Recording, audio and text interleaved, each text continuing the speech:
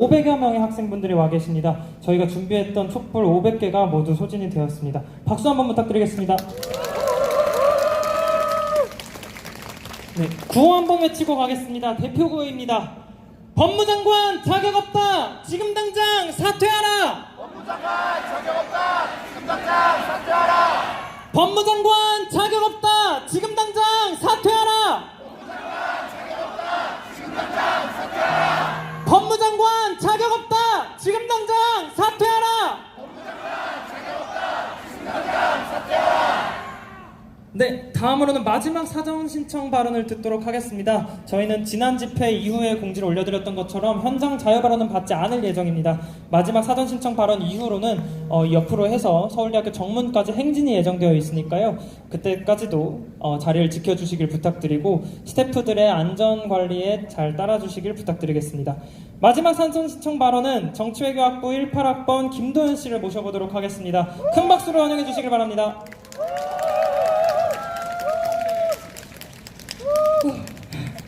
안녕하세요. 오늘 막내 발언자인 정치외교학부 18학번 김도현입니다. 반갑습니다.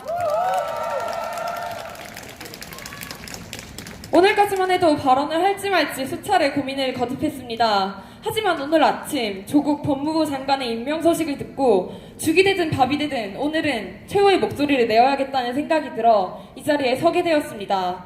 조국 법무부 장관의 기자회견과 청문회를 보며 의아하다는 생각이 들었습니다. 장관님은 강남에 살면 부를 축적하기 위해 노력해야 하고 진보적 얘기를 하면 안 되는 것이 아니라고 합니다. 그런데 제가 화나는 것은 당신이 흔히 말하는 강남 좌파라서가 아닙니다. 금수저를 물고 태어나서 진보적 정치 신념을 가져서가 아닙니다. 제가 하고 싶은 말은 당신이 지금껏 논해오던 정의와 공정이 바로 이런 것이냐는 말입니다. 지금 당신은 과거 정의의 사도처럼 등장했던 당신과 너무나 다른 사람입니다. 저는 입으로만 좋은 말을 내뱉며 앞뒤가 다른 정치인들은 물러나길 바랐습니다. 그리고 장관님 말씀처럼 개천에서 붕어, 개구리, 가재로 살아도 행복한 세상을 만들기 위해 말로만 내비칠 것이 아니라 행동으로, 정책으로 사회를 이끌어줄 공직자가 찾아오길 바랐습니다. 오로지 공익을 위해 자기를 하나를 바쳐줄 공직자가 더도 말고 하나라도 나오길 바랐습니다. 말로만 끝나는 정치를 타파하기 위해 들었던 촛불 사이에 당신이 있었기에, 촛불로 만든 정권 속에 당신이 있었기에 당신을 굳게 믿고 있었습니다. 하지만 결국 말로만 정치하는 사람이 지나지 않았나 봅니다. 그렇기에 다른 누구보다 배신감이 차올랐습니다. 당신은 옳은 말만 하는 사람이었습니다. 말씀만은 그랬습니다. 당신의 말씀을 다 알 수는 없지만 몇 가지만 보더라도 말입니다. 당신은 용이 될 필요가 없다고 말했습니다. 그렇지 않아도 모두가 행복한 정의로운 세상을 만들자면서요. 하지만 결국 당신의 자녀들은 2주 만에 의학 논문을 써내고 근무를 나가지 않아도 인턴십을 수료할 수 있는 용들이 돼버렸나 봅니다.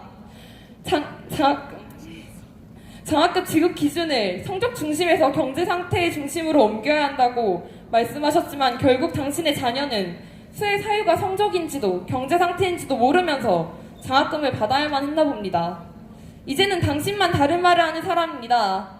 대한병리학회에서도 당신 자녀의 논문을 부정이라고 명시했고 98%의 의사들이 이는 부당하다고 말하고 있습니다.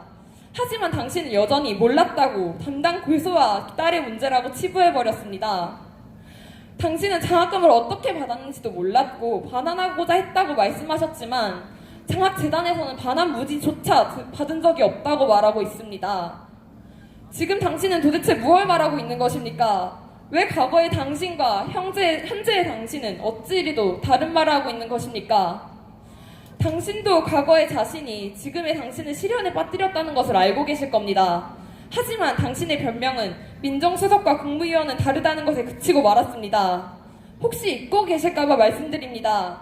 작금의 청년들은 당신을 믿었던 것이 자신만을 위하여 위선적이고 후한무치한 정치인들과는 당신이 달랐으리라고 믿었기 때문입니다. 저는 지금 남들도 아닌 당신이 내세운 원칙들에 장관일에 대입해보고 있는 것입니다. 정의롭고 공정한 사회를 당연하다 외치던 그때의 조국 교수는 어디에 있는 것입니까?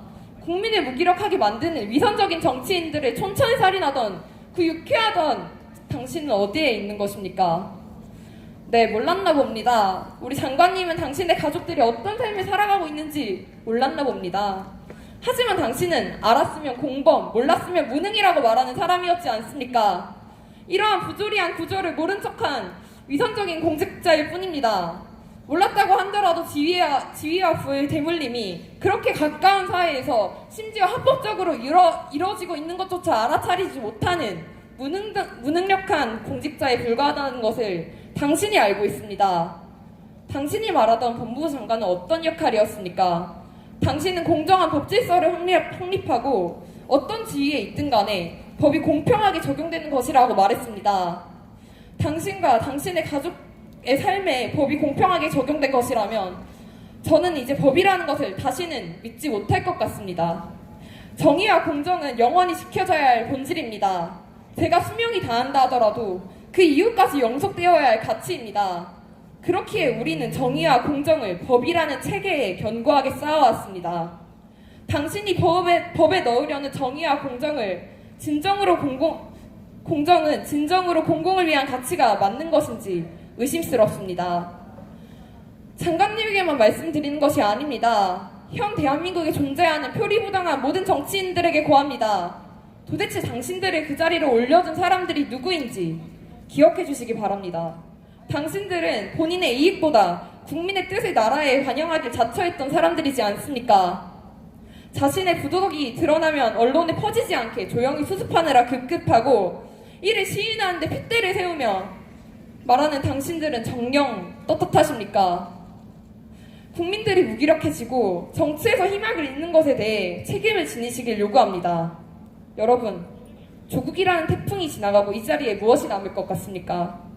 지위와 부가 세습되는 이 부조리한 특권 사회에게 내비쳤던 여러분의 분노를 잊지 말아주시기 바랍니다. 단지 조국 장관 하나만으로 이 자리에 온 것은 아닐 것입니다.